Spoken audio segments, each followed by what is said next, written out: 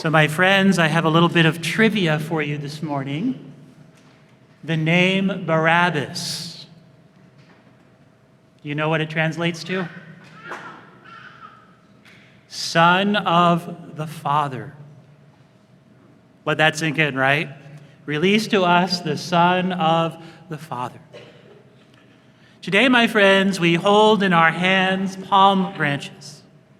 In the ancient world, palm branches, they were a symbol of victory. For the Israelites in the Old Testament, the elegance, the strength, and the simplicity of this tree became a symbol of a just man or woman, the one in whom God's law triumphed.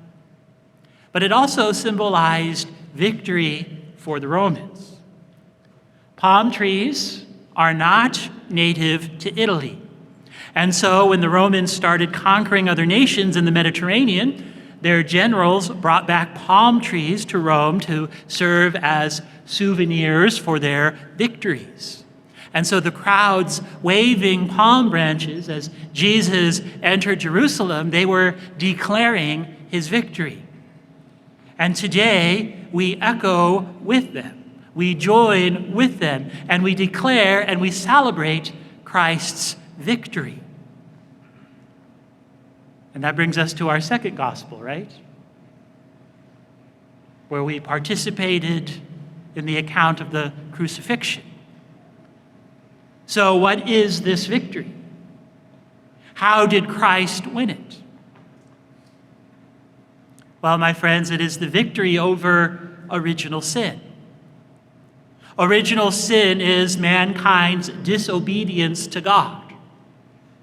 Original sin shattered God's plan. It let loose the scourge of evil and gave the devil a certain power over earthly society. And Jesus, through his passion, his death, his resurrection, he reverses that disobedience. He is obeying his Father's will in spite of all the devil's attempts to thwart him. The betrayal of Judas, the abandonment of his apostles, false accusations, condemnation, humiliation, scourging, crowning with thorns, torture, and crucifixion. All of these sufferings were the devil's attempt to get Jesus to say no. No to his Father, just as he gotten Adam and Eve to say no. But in this moment, Jesus, he defeats Satan. He continued to love, he continued to forgive, he continued to obey through all of these hardships. And so he, unlike Adam, unlike every other person in history, can say, I have not rebelled, to use the words from our first reading.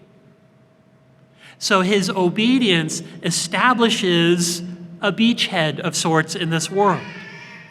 You know, Jesus' passion is D-Day for the devil, to use World War II references, right? It's a liberation for us. This is the victory that we celebrate. And so today and throughout this week, we should give thanks to God for the great things that he has done. We should reflect on this saving love and ultimately renew our commitment to follow him.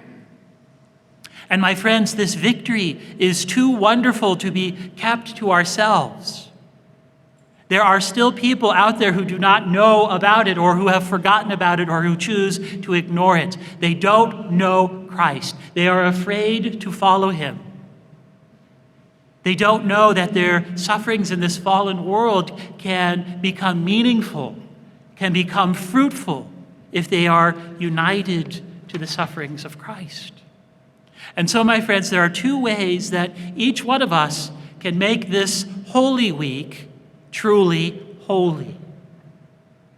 Not for ourselves, but ultimately for all those in our sphere of influence. And it is simply by our words and our deeds. By our words, we should not be afraid to speak of Christ, the meaning of his passion. We are his messengers. And he wants to reach out to others through us who need to hear this message. And by our deeds. This week, my friends, we can imagine Christ's passion by doing what he did, by sharing our neighbor's burdens, by taking upon ourselves the crosses of others. And it might be as simple as inviting someone to come to Mass at Easter. And so today, my friends, when we celebrate this victory of Christ's love, let's ask Christ to show us what to do. And let's promise him that we will not keep this victory to ourselves. We will carry that palm branch not only in the church, but everywhere that we go, being true messengers of the gospel.